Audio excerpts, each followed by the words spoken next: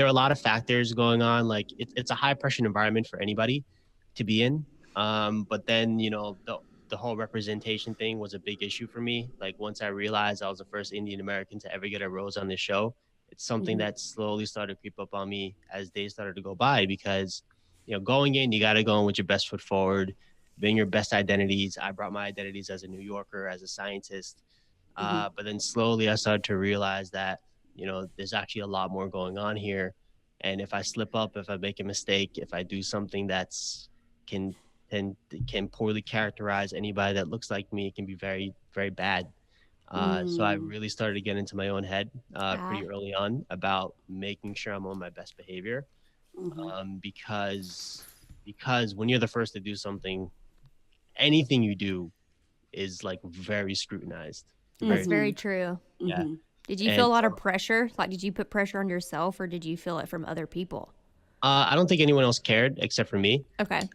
because well, I am the one with this now role that I had as as now representing what is dateable for an Asian American on a national TV show, right? Mm-hmm. So I think that for a general audience like that, they had never seen somebody with my face and my name as a viable dating partner. So I Mm-hmm. think that I had to represent that really well, even though, I didn't make it past the week two. Mm-hmm. But no, it's definitely something that gets into it. Definitely something that got into my head.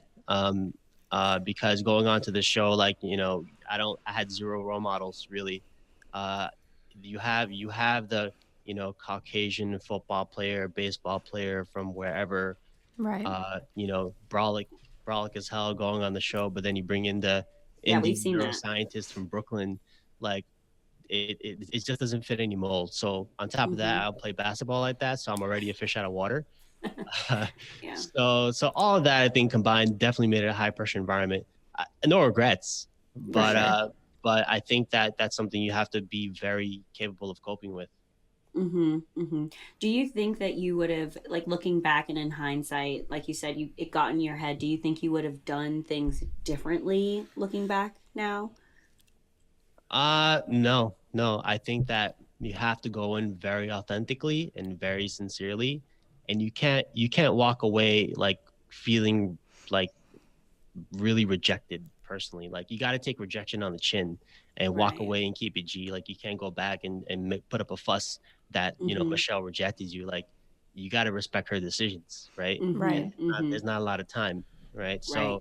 So no, no regrets. But I think, I'm somebody that just grew up in an environment where I was constantly surrounded by rejection, right? Like I grew up in one of the poorest communities in Brooklyn, New York. I grew up with a single mother.